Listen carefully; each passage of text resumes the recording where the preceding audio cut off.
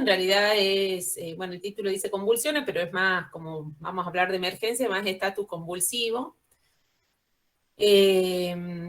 Van a hablar, o sea, del tema de médica pediatra, la doctora Fernanda Castellano y Cristina Oki, y de enfermería, el licenciado Josmar Chura Condori. Con la doctora Oki vamos a hacer una breve introducción sobre qué son las convulsiones. Después vamos a hablar un poquito de lo que es estatus convulsivo y de lo que son las convulsiones febriles, que son una de las principales causas de emergencias neurológicas en la guardia de pediatría. ¿Estamos?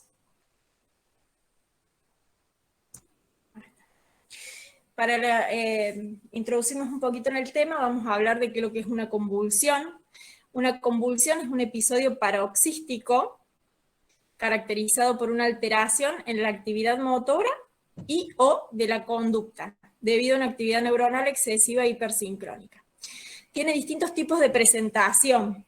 Se puede presentar con síntomas motores, que es la que todos conocemos habitualmente y es la que habitualmente se presenta en la guardia de emergencias, con síntomas sensitivos, sensoriales, autonómicos o psíquicos, ¿sí? Que esas son más difíciles de diagnosticar y probablemente las veamos poco en la guardia. En cuanto a la etiología, podemos hablar de que las convulsiones pueden ser sintomáticas, que son aquellas asociadas temporoespacialmente con algún daño agudo y generalmente reversible, ya sea traumático, posterior a un traumatismo de cráneo, politraumatismo, tóxico en caso de las intoxicaciones con monóxido de carbono, metabólico en caso de las gastroenteritis que pueden presentar alteraciones metabólicas con hipoglucemia, hiponatremia, infeccioso en el contexto de procesos febriles o vasculares. Y las convulsiones idiopáticas son aquellas en las que no están asociadas a ningún tipo de evento agudo o crónico o lesión cerebral.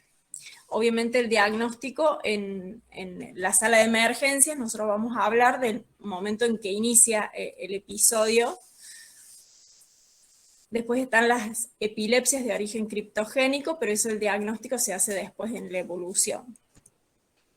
En la clasificación, según el tipo de comienzo de una convulsión, hoy en día hablamos de convulsiones focales, generalizadas o de comienzo desconocido. Las convulsiones focales son las que antes se llamaban parciales. Actualmente se habla de focal. Están las convulsiones focales con conciencia conservada, que son aquellas parciales simples, en la antigua definición de la ILAE, y las focales con conciencia alterada, que son las que antes se denominaban parciales complejos. En cuanto a las crisis generalizadas, pueden tener distintos tipos de presentación, como crisis de ausencias, mioclónicas, tónicas, tónico-clónicas. Desconocido, obviamente, porque no sabemos cómo inició la convulsión, sino que nosotros ya lo vemos con una crisis instaurada. Este es un cuadrito como para una visualización un poquito más amplia. Las crisis de comienzo focal pueden ser de comienzo focal motor con automatismos, tónicas, atónicas, mioclónicas, clónicas, etc. Esas son las que nos interesan más a nosotros en la guardia, y las de comienzo generalizado también pueden tener las mismas características. Tónico-clónica, tónica, atónica, clónica, etc. ¿sí? Esto es simplemente para tener un pantallazo. En cuanto a la evaluación y diagnóstico, en la sala de emergencias, lo que es fundamental, sobre todo, es la anamnesis. La forma de inicio, la duración, las características de la crisis, si es que llegó post-ictal y nosotros no lo vimos, el antecedente de trauma, tóxicos, fiebre o antecedentes patológicos, ya sean perinatales o posteriores. El examen físico fundamental, lo más importante es definir si el paciente que llega está con una crisis todavía o si puede ser que llegue en un estado post-ictal, que muchas veces puede ser difícil, con movimientos clónicos, tónico-clónicos, con alteración de la conciencia. Siempre lo fundamental es el ABC en la sala de emergencia, ver la vía aérea, ver pupilas, ver el estado de conciencia, ver si tiene algún signo de foco motor, ¿sí? Y después el antecedente de un trauma físico, por más que no nos lo hayan descrito. Después, con respecto al laboratorio, que en general en menores de 6 meses siempre se pide laboratorio. En aquellos pacientes con crisis prolongadas, estamos hablando de un estatus convulsivo. En el caso de las convulsiones febriles atípicas, siempre pedimos laboratorio. Sospechas de enfermedades metabólicas o alteración persistente de la conciencia.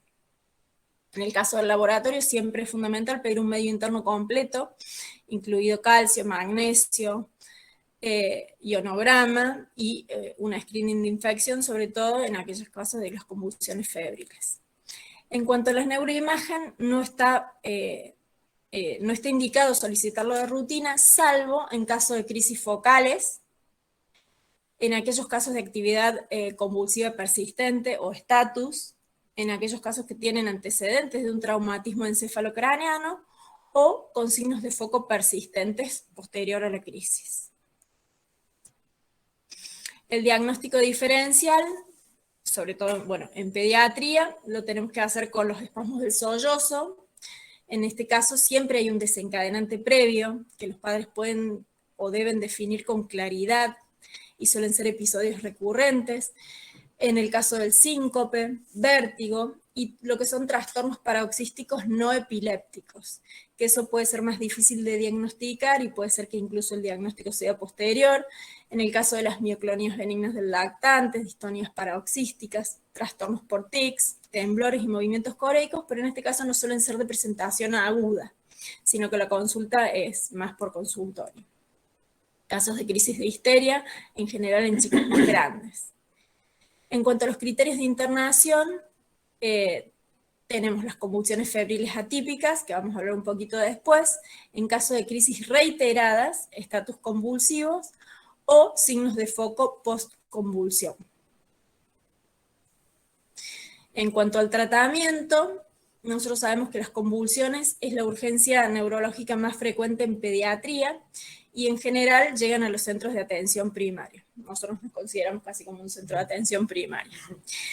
La mayoría de las crisis se dan de manera espontánea a los 2 o 3 minutos. Por lo tanto, si el paciente llega a una sala de urgencias con actividad convulsiva, ya tenemos que considerar que han pasado más de 2 o 3 minutos y tenemos que instaurar un tratamiento agresivo. Si la crisis no se ha ido espontáneamente en pocos minutos, se considera un estatus epiléptico incipiente y es lo que decía, de manera agresiva iniciar con el tratamiento. En cuanto a la definición de estado de mal epiléptico, hay una definición de la ILAE que lo define como una condición que resulta en el fallo de los mecanismos responsables de terminar la convulsión o de la iniciación de los mecanismos que provocan que una convulsión anormalmente prolongada.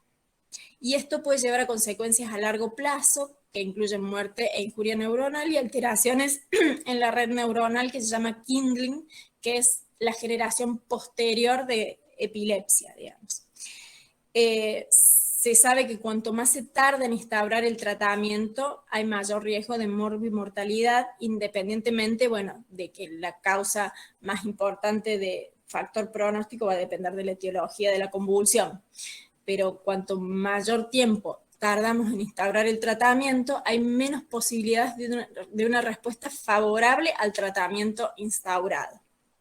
Y se describen al menos 20 episodios de estatus de mal epiléptico convulsivo por 100.000 niños por año.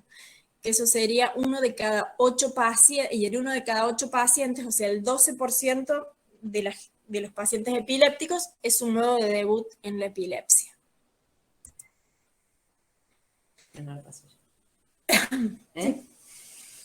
Bueno, yo voy a hablar un poquito del tratamiento. Hay algunas cosas que las vamos a hacer un poco reiterativos, me parece, con respecto a esto del estado epiléptico precoz, que cuando el paciente llega convulsivando en la guardia, es muy probable que estemos ante este evento y por eso tenemos que ser agresivos en cuanto al tratamiento farmacológico, porque no esperar, bueno, esperemos a ver si se le pasa, porque está descrito que esto después, como decía recién la Fer, se puede desencadenar en algo que es muy difícil, más difícil de revertir. Dentro de las etapas que se pueden describir en el estado epiléptico,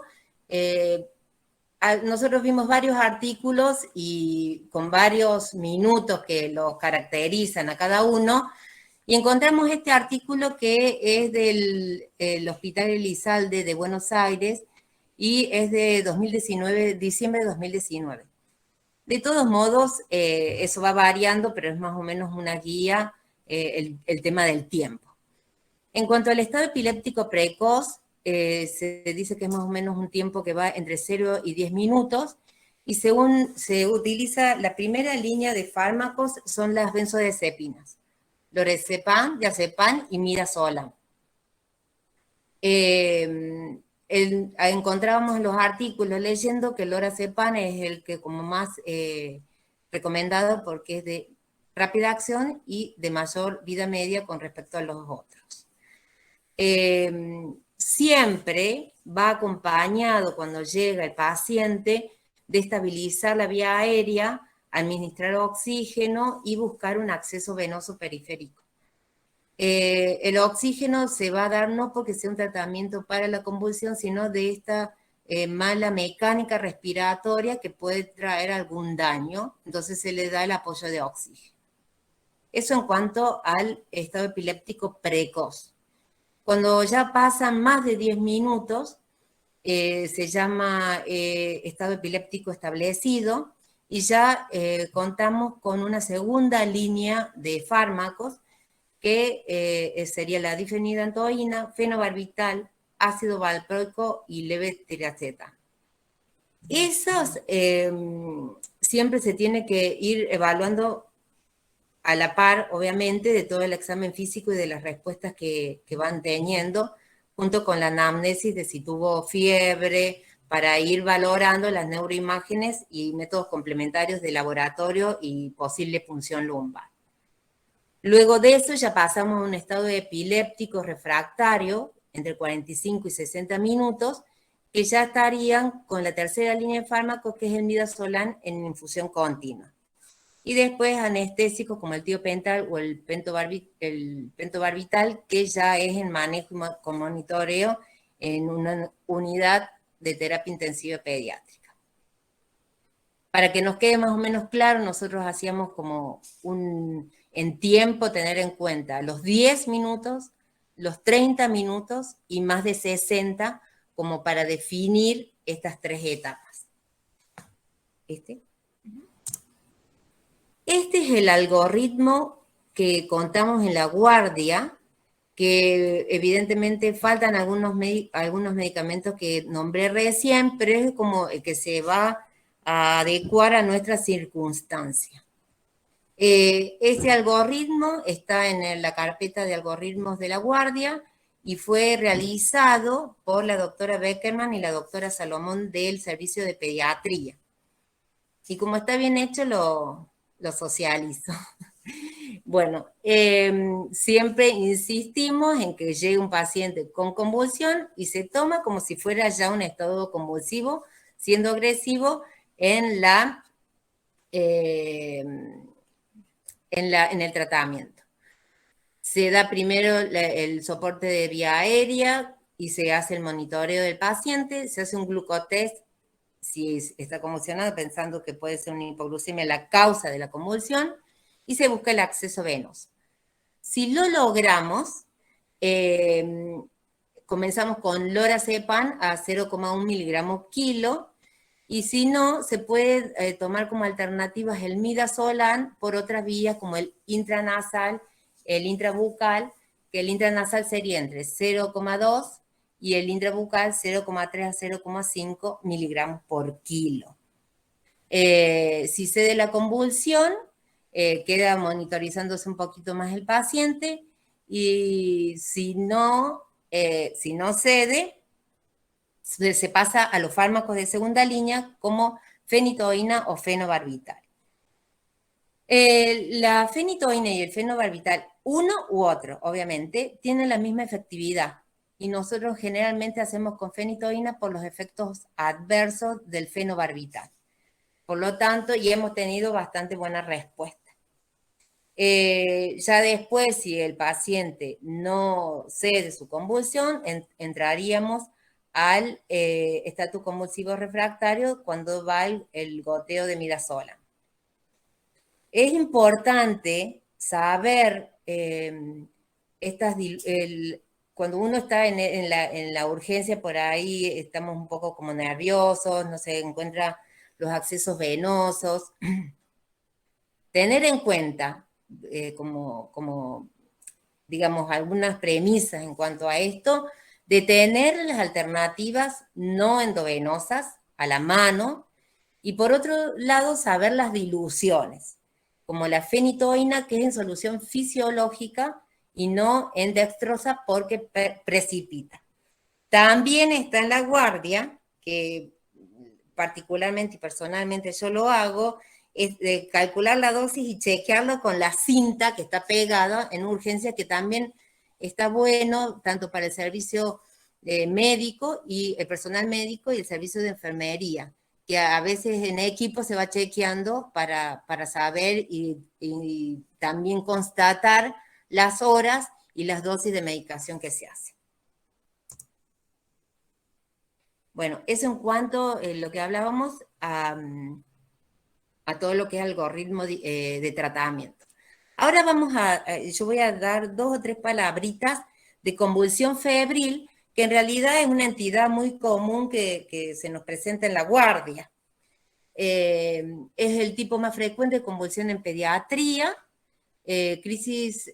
¿Cuál es la definición? Son crisis epilépticas que ocurren en la infancia luego del mes de vida y que está asociado a enfermedad febril.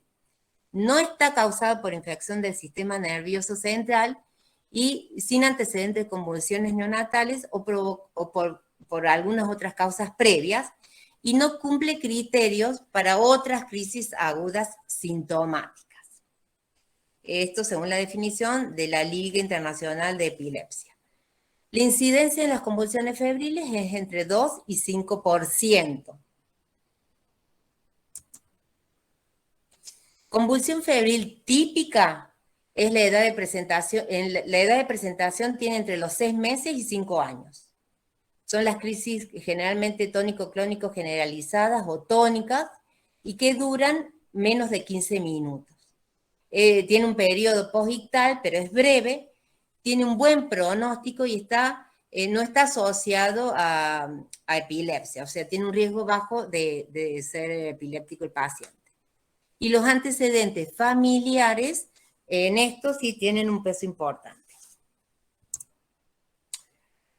Esto, por ahí, que nosotros, es la entidad que más se nos presenta en la guardia, como tener bien en cuenta estas cuestiones para comenzar con los estudios, ya sea de laboratorio y neuroimagen.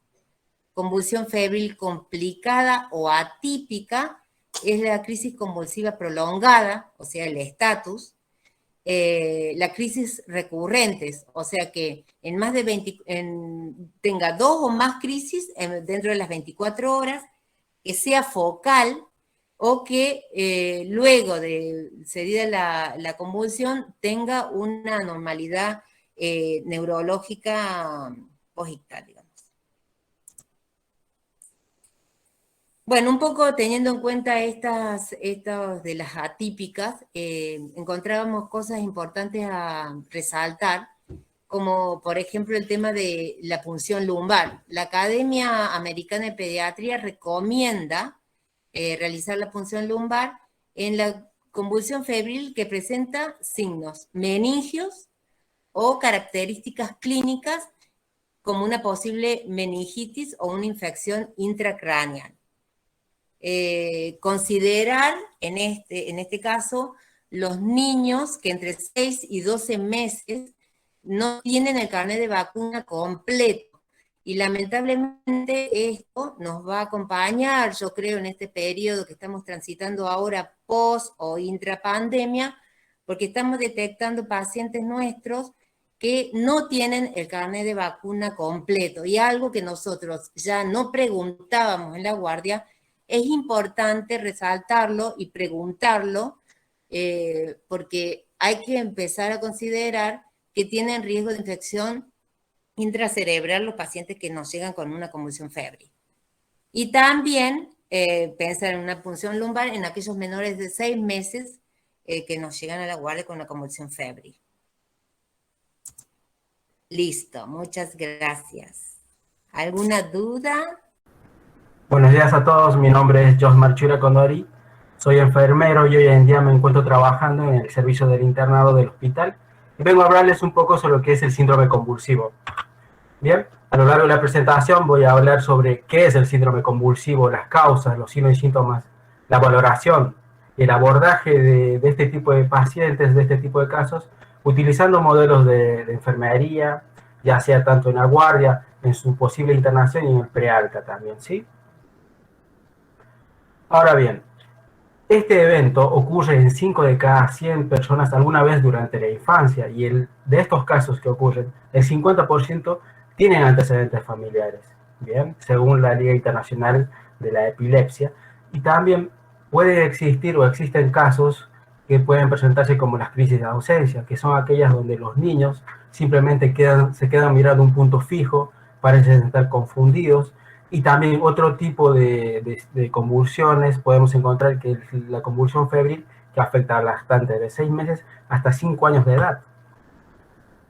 Bien, ahora vamos a hacer una pequeña diferenciación de lo que es el síndrome convulsivo a lo que puede ser lo que es la epilepsia. El síndrome se define como un conjunto de signos y síntomas que concurren en tiempo, en forma y que pueden darse por diferentes causas. Ahora bien, la convulsión es la aparición súbita, transitoria e involuntaria de contracciones de un grupo muscular que se va a deber a una actividad neuronal anormal. Y en conjunto, lo que va a ser el síndrome convulsivo, el ILAE la define como un evento agudo debido a una agresión del sistema nervioso central de una enfermedad diferente a la epilepsia. ¿Bien? Entonces, sobre las causas que vamos a encontrar que pueden llegar a ocurrir o por producir este evento agudo, Sudak y Brunner lo divide en dos tipos. Las sintomáticas o secundarias, o sea, aquellas que van a tener una causa, algo que va a generar estas convulsiones, que pueden ser a causa de hipoglucemias, obviamente todo esto se va a saber una vez hechos los estudios complementarios, traumatismos craneoencefálicos abiertos o cerrados, fiebre. Brunner define a la fiebre como la temperatura por encima de los 38 grados centígrados, enfermedades metabólicas tóxicas, infección del sistema nervioso central, como puede ser la meningitis, complicaciones durante el embarazo y también durante el parto. Y por el otro lado vamos a encontrar las idiopáticas, que son aquellas que no van a tener relación con algún estímulo conocido. Bien, y dentro de los signos y síntomas vamos a encontrar esta clasificación que hace la Liga Internacional de la Epilepsia, hablando de los tipos de convulsiones, la parcial o focal, que estas van a presentar. Se van a presentar con o sin alteraciones de la conciencia, van a tener signos y síntomas motores y sensitivos, va a haber crisis de ausencia o crisis tónicas clónicas. Después las generalizadas, que son aquellas donde va a existir una alteración de la conciencia. También puede haber crisis de ausencia, también crisis tónicas clónicas o atónicas o tónicas. Y la desconocida, que esta no entra dentro de una clasificación. Ahora bien, ahora lo que nos compete como enfermeros, hacer el abordaje de un paciente o de un paciente que ingrese con este tipo de cuadros o con este tipo de evento agudo. El proceso de atención de enfermería es un proceso justamente sistemático y organizado, donde vamos a recolectar información. Información utilizando ¿qué? La observación, la exploración física. La entrevista en este caso, si es un pediátrico, quizás no vamos a poder hacer la entrevista a él, sino al acompañante o al cuidador, y es donde tenemos que comenzar a utilizar ese ojo enfermero que se va desarrollando a lo largo de la carrera, ¿no? O también consultando dónde estaba cuando ocurrió la convulsión, qué estaba haciendo, perdió la conciencia, y qué tipo de movimientos tuvo. Bien, y a partir de acá comienza ya el proceso de atención de enfermería, que es la valoración, punto tan importante como la acción de enfermería. Bien, entonces, utilizando todo esto, vamos a hacer un abordaje de un síndrome convulsivo utilizando un modelo teórico, en este caso en La Guardia, utilizando un modelo teórico de Henderson, que ella nos habla de las necesidades básicas humanas. Ella dice que nosotros como enfermeros tenemos que ser el pie del amputado y tenemos que ayudar a este paciente, o haciendo un trabajo en conjunto, ¿no?, del entorno paciente, ayudar al paciente hasta que se independice. Es entonces que Henderson, dentro de este cuadro encontramos alteradas las necesidades de la respiración, de la eliminación, del reposo y los peligros ambientales. ¿Bien? Es entonces que nuestras acciones se van a deber a medidas de bioseguridad, elementos de protección personal, según protocolo, la monitorización de los signos vitales, de la saturación. Vamos a tener que mantener la vía aérea permeable, la aspiración de secreciones, colocación de cánula orotraqueal en caso de que haga falta, oxigenoterapia en caso de que haga falta, quitar la ropa ajustada para ayudar a la mecánica ventilatoria, por ejemplo. Después, también hacer hincapié en la seguridad del paciente. En caso de que el paciente presente silorrea, ponerle el decúbito lateral, situarlo en un lugar plano, duro y resistente. Después, acá hacer hincapié en lo que es la observación de las características del tipo de convulsión que presenta el paciente. El tiempo, la duración, el tipo de movimientos tónico-clónicos, y si el paciente perdió la conciencia o no perdió la conciencia. Y posteriormente, tener un acceso venoso periférico para administrar anticonvulsivos, antiepilépticos o antipiréticos en caso de que haya una convulsión febril, según indicación. Y sobre todo también apoyo emocional a los padres. ¿Por qué apoyo emocional a los padres? Porque supongamos madre primeriza, ingresa a la guardia, una crisis, no sabe qué hacer, qué le está pasando a su hijo. Es entonces donde nosotros como enfermeros no solamente estamos para mantener vías, para tener vías, accesos venosos periféricos, sino también para hacer un trabajo en conjunto con el paciente, con el cuidador, con la madre, con el tío, con quien esté, para que no tengamos dos pacientes, sino que solamente uno en este caso. Y supongamos, ahora paciente pasa a internación para su futura vigilación, para hacer estudios complementarios, para saber el porqué de lo que le pasó. Seguimos utilizando el modelo de enfermería de Henderson, donde vamos a seguir manteniendo las medidas de bioseguridad, vamos a seguir monitorizando los control de signos vitales, vamos a mantener la vía aérea permeable, vamos a mantener la seguridad del paciente, poniéndole, por ejemplo, subiéndole las barras de las camas, poniendo almohadas para que evite golpearse. Vamos a seguir manteniendo la vía periférica permeable, evaluar la colocación de un sondaje nasogástrico o un sondaje vesical y hacer un balance hídrico también. La medicación según indicación médica de Qatar. Hago un punto específico, porque la medicación tenemos que utilizar los 5 correctos. Yo preparo, yo administro, dosis correcta, paciente correcto, y sobre todo con las dosis hacer hincapié acá, ¿no? Y también los horarios en los cuales tienen que ser administrados. Y acá, siguiendo con los modelos teóricos de enfermería, Hidegard-Peplau nos habla de las relaciones interpersonales, donde ella hace énfasis en la relación que tiene que haber paciente, en este caso paciente, cuidador, enfermero. ¿Para qué? Para que al paciente a lo largo de la internación o a lo largo de la atención, nosotros vayamos orientándolo, informándole sobre qué se le está haciendo a su hijo, qué se le está dando, para qué se le está dando y la situación en la cual está. ¿Bien? Entonces, de esta manera vamos a generar una relación interpersonal con el cuidador, en este caso, o también con el paciente, para que ellos se identifiquen con nosotros como enfermeros, para que ellos obtengan de nosotros lo que ellos quieren y nosotros obtengamos de ellos lo que nosotros queremos, que aprenda cómo actuar cuando el paciente entre en uno de estos cuadros, la medicación que tiene que tomar, la terapia que tiene que realizar, y en qué momento tiene que acudir, por ejemplo, a la guardia de un hospital. Entonces tiene que ser un trabajo en conjunto del cuidador y el enfermero.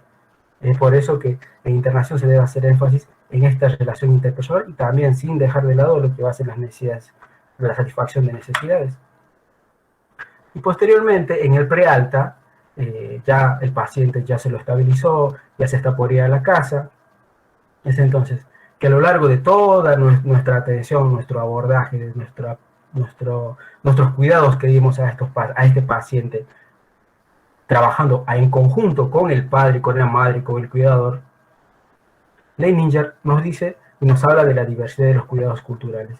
Ella nos dice que el paciente se cuida y sabe qué es lo que le interesa a él y también sabe qué es lo que necesita. Bien, es entonces que nosotros tenemos que adaptar los cuidados al paciente. Hablamos de cultura, pero no hablamos de cultura de solamente Bolivia, Argentina, Corea del Norte, Afganistán, no. Cultura también es barrio Alberdi, barrio Jardín, puede ser el country Las Delicias, puede ser Villa Angelelli o Villa Libertador también. Entonces, la cultura rodea a una persona y esta persona va creciendo con ciertas costumbres, con ciertas cosas que se van a caracterizar, el nivel educacional, el nivel socioeconómico. Es entonces que yo por ahí me planteo, siempre, es un ejemplo que siempre tomo, no le puedo decir a la madre del paciente, mira, de ahora en más tu hijo se tiene que alimentar con proteínas de alto valor biológico y en lo posible tiene que comer carne magra. Y el paciente o la familia viene, sin estigmatizar ni nada por el estilo, pero viene de nuestro hogar 2.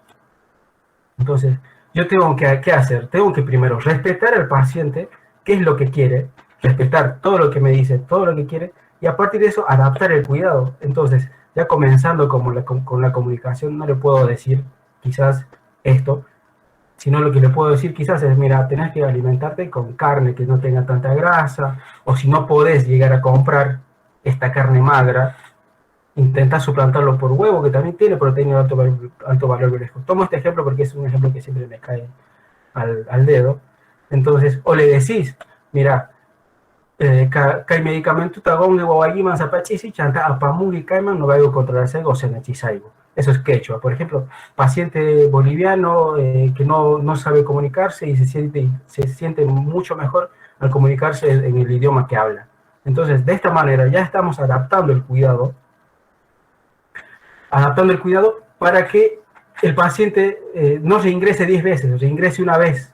Entonces, vamos educando a la familia, al cuidador, respetando y adaptando el cuidado y también sobre todo el trabajo interdisciplinario. A lo largo de la atención del paciente hicimos una valoración, fuimos observando de qué clases, qué nivel socioeconómico tenía, qué nivel educacional tenía, hacer un trabajo interdisciplinario con un asistente social, con una psicóloga.